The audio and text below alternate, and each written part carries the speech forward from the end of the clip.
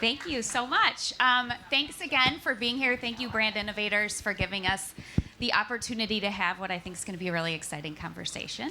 My name again is Abbey Berryman. I'm with NBCUniversal. I'm a senior vice president on the client partnerships team, but I know you're really here to hear from these two. I'm going to use my cards because I actually do want to highlight some of their accomplishments. It's not going to be comprehensive, but I think it will be a good foundation for the conversation that we're having today. So first, she spent over 25 years in global experience in consumer goods and the healthcare industry, and is known for her approach to being inclusive, both personally and professionally. And then we also have Greg James, the CEO of Havas Media Network North America. And that is where he promotes. Are you wondering what I'm going to say? I'm literally like, yeah. Where he promotes a culture of leadership focused on inspiration, inclusion, and insight. He's a proud ally and contributor to the LGBTQ plus community. And as a member of the global leadership team, he spearheaded the development of the agency's meaningful media philosophy and operating system. And that emphasizes ethics, inclusion, attention, and incremental impact through media. So I said the word inclusion a lot because that's what we're going to focus on today. So obviously within consumer healthcare, there is not a one-size-fits-all approach. And that's why marketers like the two that I am sitting on stage with today have a crucial role in delivering inclusive messages to make sure that they're reaching all the different patient populations.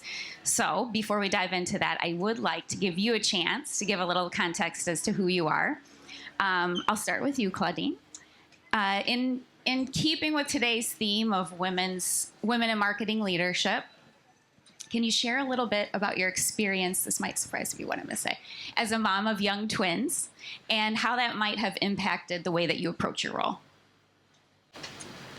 So on top of being a mom with twin girls, I had kids really late or later in life. And so for me, I think how it impacted, kind of my attitude towards business and just being mentor for others. One, I feel like when you're a mom, or like nothing ever phases you anymore, so you always lead with calmness. I think that's really important because I heard someone mention fear or a culture of being in a workforce that's fearful. Hopefully I'd like to encourage the opposite, so that's one. And then second of all, not only at the workplace, but when I take home, I feel like it's great for my kids to see how I balance work-life balance as well. I mean, my husband and my kids love, oddly enough, my food, and so I travel too, so I make sure I cook for them, and I clean the house, and I prepare everything before I leave every week for work. Were you exhausted when you got here? Well, no, because I do it because I enjoy it, and I enjoy being busy too, and I enjoy, serving my team at work and my colleagues as well as my kids. So it's been a great journey. I nothing phases me really. Once you have kids, it's like everything else is easy, This is true. Okay, Greg. So obviously I'm in sales and I did my homework on both of you and took copious notes, but actually this is such a compliment. Your colleagues describe you as the ultimate ally. And with that being said, can you share an example, again, in keeping with today's women's leadership theme, can you share an example of a relationship in your life with a woman that has impacted you? This could be professionally, could be personally, but has had a profound impact on you. I will, but first of all, you just said, we're talking about women in the workplace and inclusion, and the fact that you just said, I like to serve my family and serve my staff, is like, there is no male CMO that would sit on this stage and use the word serve my family and serve my staff. So and that's one of the differences that a couple of panels ago someone pointed out in terms of how people behave differently, right? Which is it's really interesting, fascinating.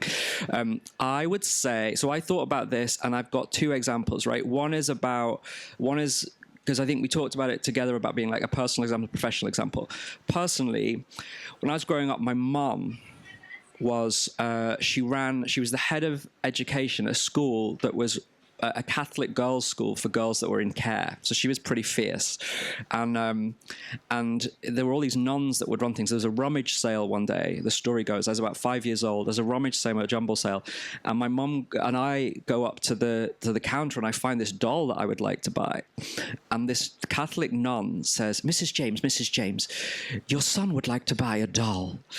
And my mum says, if my son would like to buy a doll, he can buy a doll. And I was like, okay, good. So that's you set the example there, telling Sister Catherine what to do. So that's where your life starts, and you set great examples at home, and we all bring what's home for us. I think the other example is I recently reconnected with my first boss. She's my first boss 26 years ago. She was a really fierce African-American New Yorker in London working in publicity. So she was like all the things. And we lost touch, and we re-met about 5 or 6 years later. Weirdly, she was living a block away from me. And she was a real force in my first job and gave me my first opportunity. But when I re-met her, what was also always so impressive was how entrepreneurial she was. She also had two kids who are now grown up. And when we re-met, she was... She just run a big program that was supporting women of color get access to therapy during the lockdown, right? Because it was a particular kind of problem. And we were having dinner, and I was telling her about a particular incident I'd had at work where, something hadn't been as easy as it could be in terms of conversations about gender and identity in the workplace. And I said, I feel really bad because, I tried to solve this problem with this woman in this way, and I was really honest about why I did what I did or what she was feeling. And I said, she really rejected it and was like, even though I was kind of apologetic, she sort of wouldn't listen to it. And I was feeling really bad about it. And Wilma said, that's okay. When you're getting to these complicated issues, if you've taken on board the feedback or you've apologized, that's what you can do, and someone should accept that. So she's become kind of, for me, in this area of inclusion, a really interesting mentor and role model after 26 years being back together. Thank you so much for that. Great. So I'm going to actually now dive a little bit into the business part. I'm going to start with what I think is an interesting but maybe a little staggering stat that some research that we've done at NBCUniversal about healthcare in general. And we found that 80% of a person's health outcomes is really based on social determinants of health. And those could include things like, do they have access to affordable quality health care? Do they have access to water and air that is not polluted? Do they have somewhere outside to engage in physical activity? So with that being said, not only is that a challenge for some areas, but the areas where we've seen that have a higher propensity to have, socioeconomic challenges or race challenges are even more impacted. And so that's why I think inclusive marketing is so important, and speaking to these different patient populations, speaking to them, but also supporting them.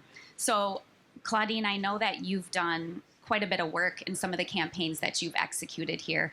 And I'd love for you to give us an example or a perspective on why you think inclusive marketing is really so crucial in consumer healthcare.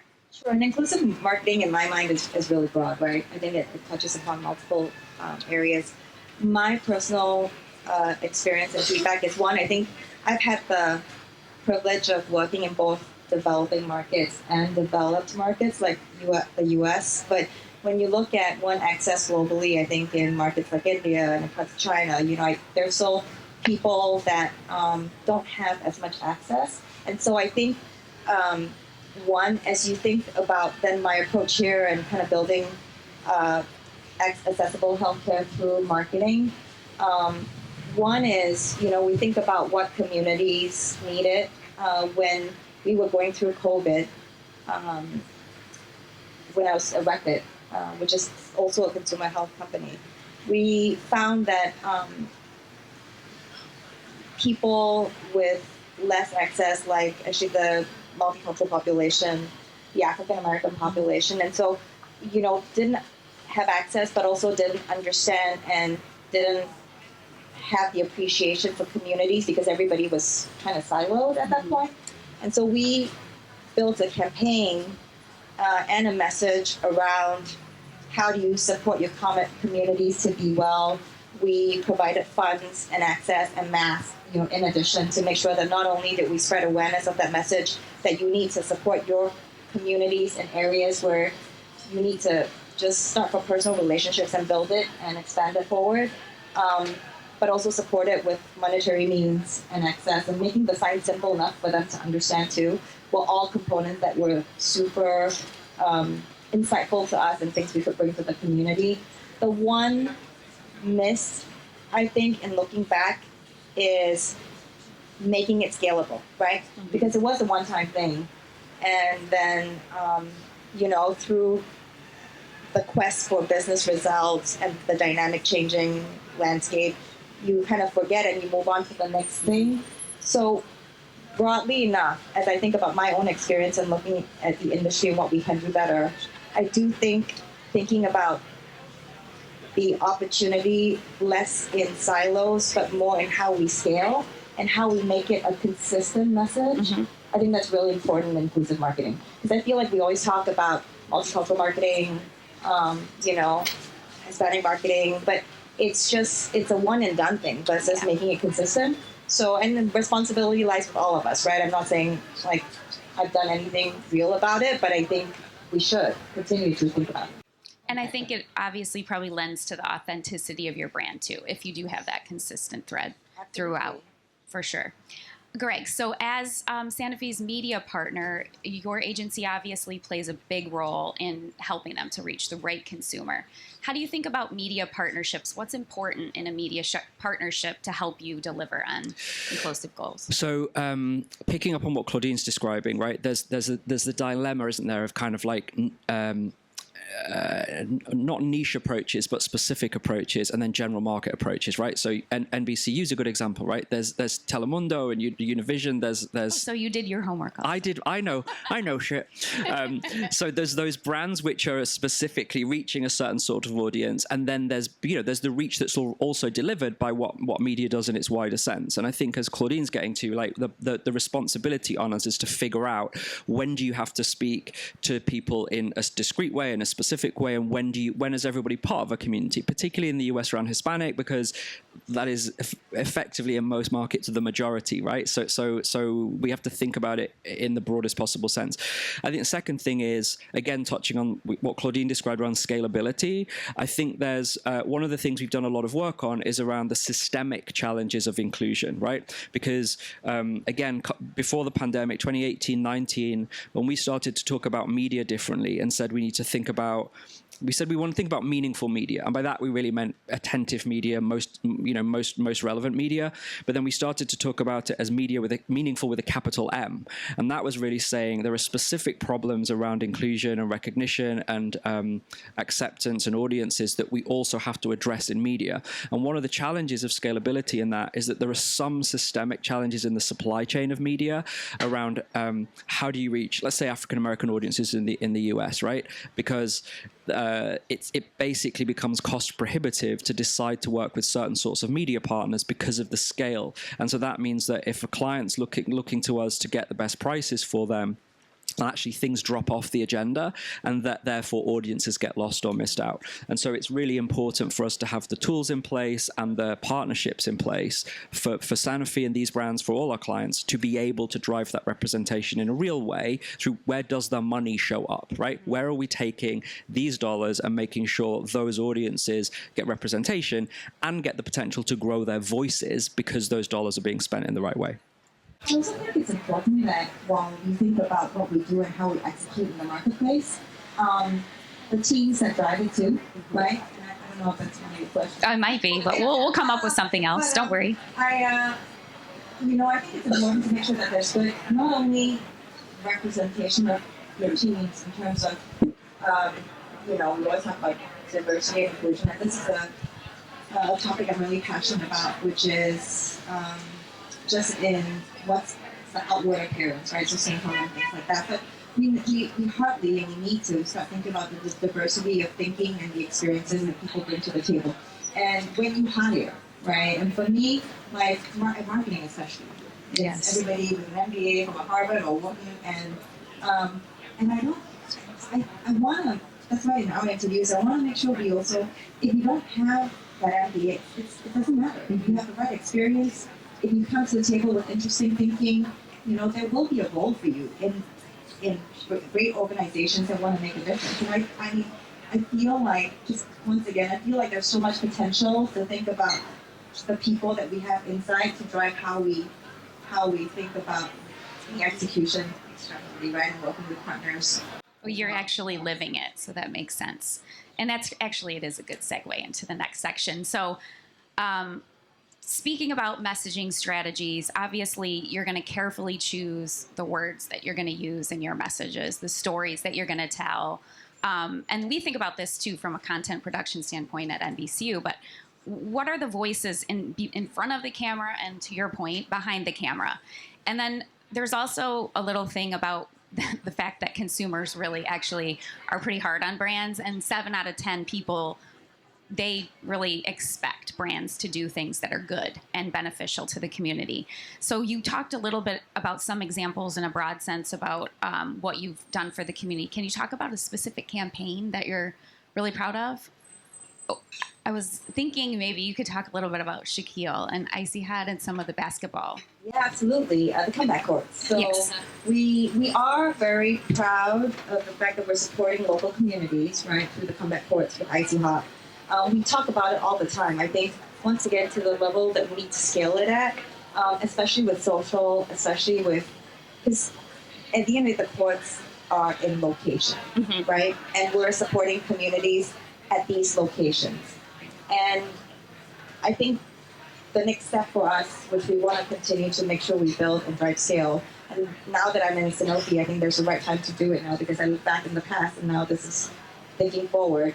We're working to see how we can continue to scale that message through social now, through earned media, right? So that other people know what we're doing in communities and invite us to want to do more, working with Shaq, because he's very passionate about this area as well. So for us, I think the next phase, yes, we're proud, but I don't think we should be complacent. And the next phase is really thinking about how we now scale it so that there's broader awareness and can cut across, being just in a few locations to being in many people's minds, around serving the underserved communities. I love the balance. I actually just want to talk a quick question about the balance between your business KPIs and then also things that are benefiting the community. Do you have support from your executive network at Sanofi to do both? Do you find that a challenge? Does that make a hard part of your job? No, absolutely. First of all, it comes from the top, and then it fuels from the groundswell, right? And I think for us, we have both. We're a B Corp organization anyway, and so we're proud to be one, and we are looking at inclusivity across multiple areas, not only in making science simple and easy enough to understand, serving the underserved communities to every single consumer, shopper across, the world. But on top of that, too, other areas, right? Sustainability, being good for the planet and all that. It sounds a little bit cliche, but that's exactly what we're doing. We have sustainability goals and KPIs. In fact, last Friday, we had a conversation and a meeting with our sustainability lead in global, just going through solidifying our KPIs, making sure we have measurement and tracking against that, so that we are accountable for making things happen. Tangible. That's great. Greg, I guess as you're thinking about maybe untapped audiences, do you have any groups that come to mind that you think consumer healthcare could just do a better job at reaching, or what's the next challenge on the horizon? Good question. I think, one thing I pick up on, though, as well from the last conversation is around inclusion in teams. I think in my last team globally, I was really proud of my 7 direct reports. 5 were women, 2 were men, 4 were non-white, 3 were white, 1 was LGBTQ+, right? Which was kind of a difficult thing to get over the 2 or 3 years I ran that team, but I was really proud of the fact that representation meant we were able to go to the business and go to clients with, perspectives on things that were different. And then I think that diversity of thought is really important as well, right? So I think we've all got a lot of work to do on that, and in the US market for us, we do certainly. I think in terms of when I think about healthcare, whether it's in consumer healthcare brands or RX and pharma brands in the US, I actually think the biggest challenge around inclusion for communication is around access. And And so in a way, it's a policy-based and geographical question around, and we look at this when we look at the other half of Sanofi's business, when we think about access to healthcare and insurance and drug costs.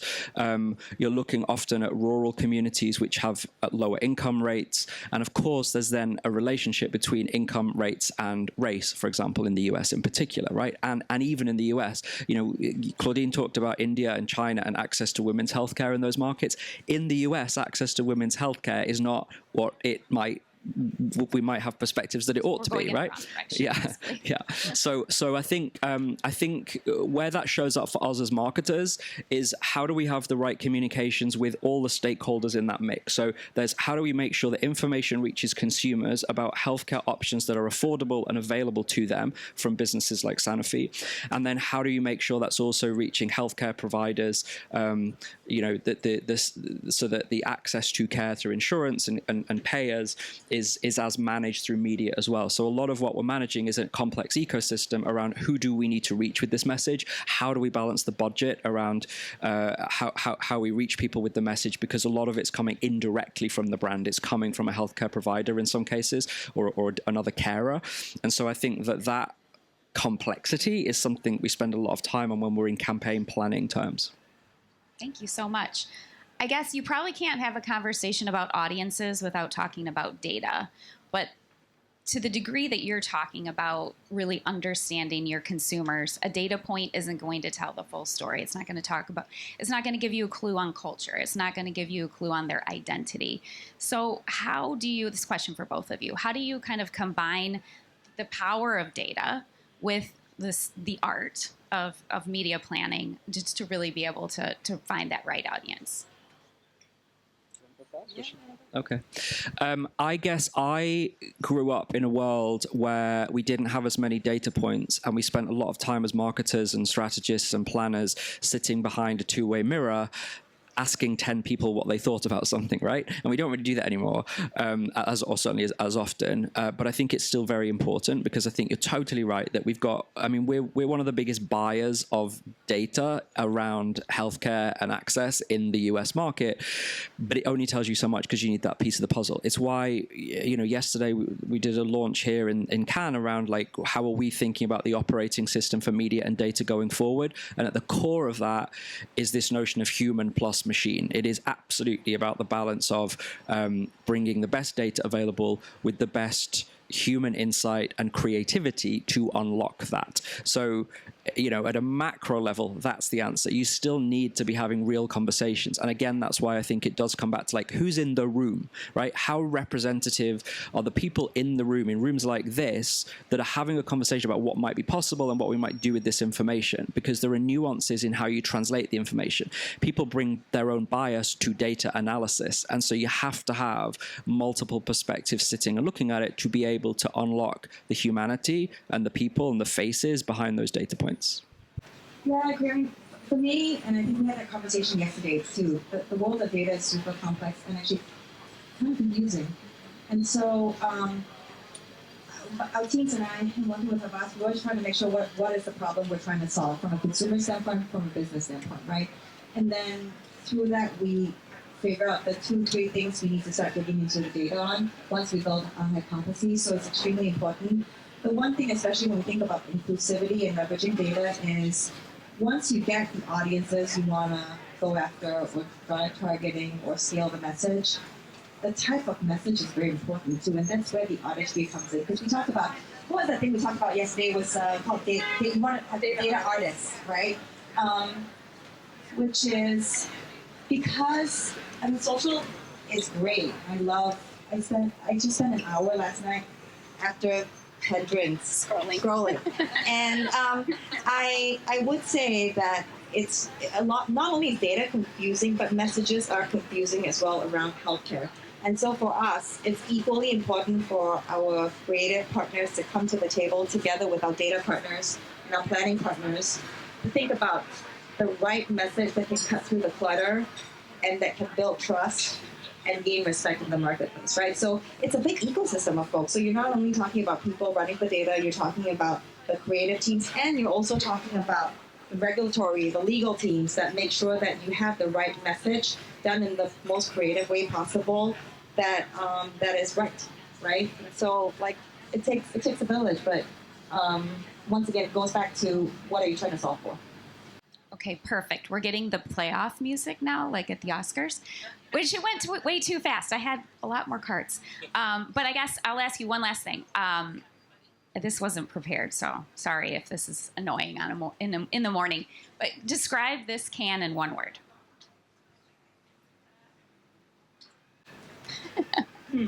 Am I stumping you? Okay. When I first was boarding the plane coming here, I think the one word would have been overwhelming. But now, 3 days in, I would say it's actually really rewarding. And I would say it's because I've actually had really unexpected conversations with people that I didn't even know. I think someone mentioned make 10 new friends here. Mm-hmm. I think I've made quite a few that I honestly, even I think yesterday I was invited someone over for lunch because he was waiting for a table and I was waiting for a table. And we had a great conversation, I love that. Like these random meetings and, meeting people here is just great. Perfect. I think I need more new friends. I feel a little jealous of all these people being, I met these people. My word, I'm going to say momentum, because I think this year in particular feels like there's a real groundswell of like different faces and people around, and it feels like everyone's kind of really back here and there's a real appetite and there's a lot going on. So my word's going to be momentum. Perfect. Well, thank you both so much. I am so fortunate to be able to talk to you today. And thanks everybody for joining. Thank you, Abbey. Thank you.